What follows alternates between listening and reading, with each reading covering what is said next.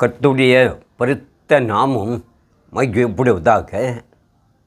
என் அன்பின் சொந்தங்களே, இந்த பரிசுத்த ஓய்வு நாளிலே பரிசுத்த அலங்காரத்துடனே தொழுது கொள்கிற உங்களுக்கு அனைவருக்கு இயேசுவின் இனிய நாமத்தினால் என் வாழ்த்திலை கூறிக்கொள்கிறேன்.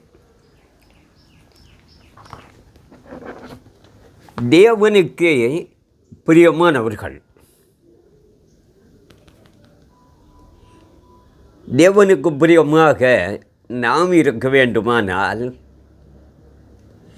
தேவனுடைய திட்டத்தின்படி நாம் நடக்க வேண்டும். தேவனுடைய நல் வழிகளிலே நாம் நடக்க வேண்டும். இதோ நம் கரங்களிலே இருக்கின்ற இந்த பரிசுத்த வேதகாமம் நமக்கு எதை உணர்த்துகிறதோ, எதை காட்டுகிறதோ அந்த திசையிலே நாம் பயணிக்க வேண்டும். அதுவே தேவனுக்கு பிரியமான காரியம். நம்மை அழைத்த நோக்கத்தை நமக்கு வெளிப்படுத்தி இருக்கிறார். நன்மை இன்னது என்றும் நமக்கு வெளிப்படுத்தி இருக்கிறார். அப்பொழுது அவருடைய திட்டத்தின்படி அவருக்கு பிரியமாக நாம் நடக்க வேண்டுமானால் அவர் நமக்கு கொடுத்தே இருக்கிறார். அந்த விலையேறப்பட்ட இரத்த சிந்தி இருக்கிற அந்த இரத்தத்துக்கு பிரியமாக நாம் நடக்க வேண்டும். என் அன்பு சொந்தங்களை, இங்கே தேவன் நம்மத்திலே சில வார்த்தைகளை, சில சத்தியங்களை, நமக்கு நன்மைக்கு எதுவான, பிரயோஜனனுக்கு எதுவான வழிகளை நமக்கு வெளிப்படுத்தி இருக்கிறார். ரோமர் எழுதின நிருபம் 8வது அதிகாரத்திலே மாம்சத்துக்கு உட்பட்டவர்கள் தேவனுக்கு பிரியமாக இருக்க மாட்டார்கள். ஆமென். மாம்சத்திற்கு உட்பட்டவர்கள் தேவனுக்கு பிரியமாக இருக்க மாட்டார்கள்.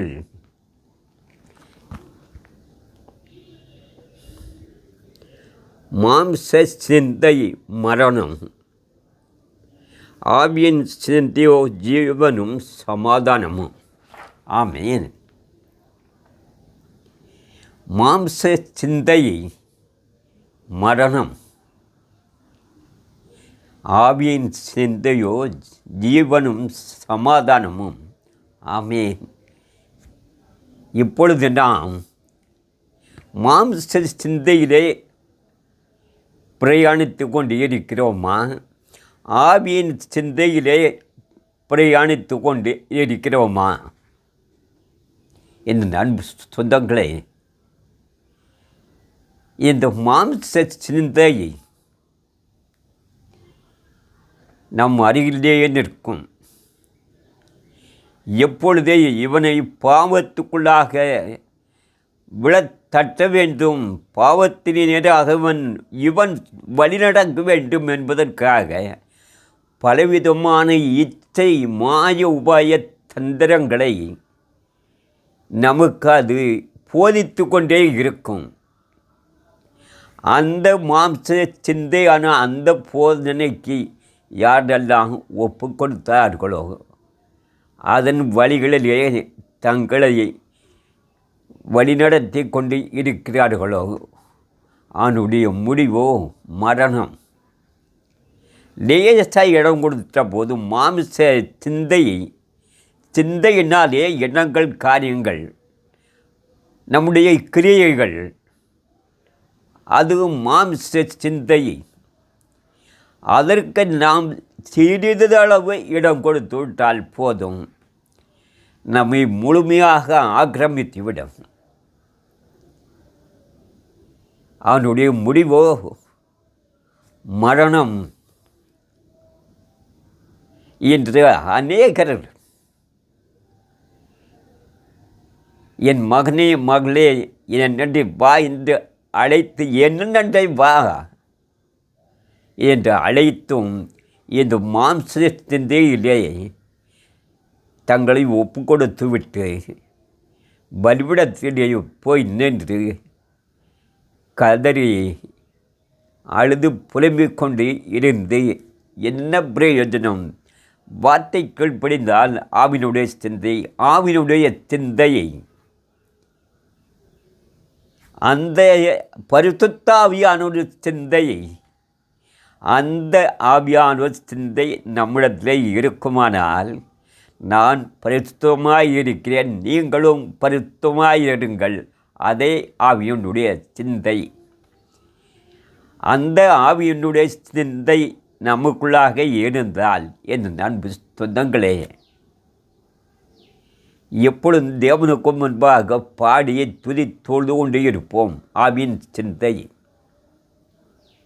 உலகம் மனிதர்களோடு நாம் ஐக்கியப்பட மாட்டோம். அவர்கள் வழிகளை விட்டு வெகு தூரத்திலே ஒதுங்கியே இருப்போம். அவர்களோடு நம்மை போல் மனம் திரும்ப வேண்டும் என்ற அன்பு அவர்களுக்கு மேல் நாம் செலுத்துவோம். ஆனால் அவர்கள் வழியிலே நாம் பின்பற்ற மாட்டோம்.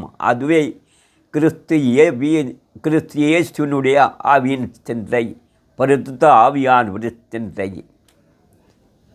எப்பொழுதும் பாடுவதும் தியானிப்பதும் பரிசுத்தவான்களோடு உறவாடி கொண்டிருப்பதும் அவர்களோடு பரிசுத்த வார்த்தையை ஒருவரோடு ஒருவர் உரையாடி கொள்வதும் ஆவியினுடைய சிந்தையை. பரிசுத்த ஆவியானவரே, உமக்கு முன்பாக நிற்கிறேன். இந்த சரீரம் பரிசுத்த குலைச்சல ஆக்காமல் உம்முடைய கரத்திலே என்னை ஒப்பு கொடுக்கிறேன். என்னை பாதுகாத்து கொள்ளும் ஆவியின் சிந்தை. அந்த ஆவியின் சிந்தை நமக்குள்ளாக இருக்குமேயானால் வாதை நம் அருகிலே வராது. துஷ்டன் துன்மார்க்கன் நம் அருகிலே வரமாட்டான். ஏனென்றால் நமக்குள்ளாக இருக்கின்ற அந்த பரிசுத்த ஆவியானவர் அந்த சிந்தை உள்ள அந்த மனிதனிடத்திலே அவர் வாசம் பண்ணுவார். பிசாசுக்கிட்ட வருமா? பொல்லாங்கக்கிட்ட வருவானா? அந்த ஆவியின் சிந்தை தியானிக்கிற,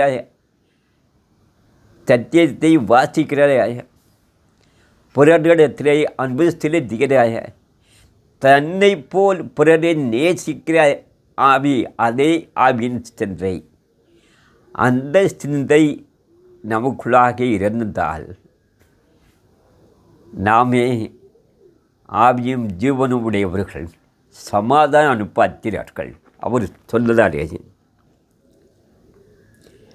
மாம்சத்தின்படி நடவாமல் ஆவியின்படியில் நடக்கிற நம்மிடத்தில் நியாயப்பிரமாணத்தின் நீதியை நிறைவேறும்படிக்கே அப்படி செய்தார்.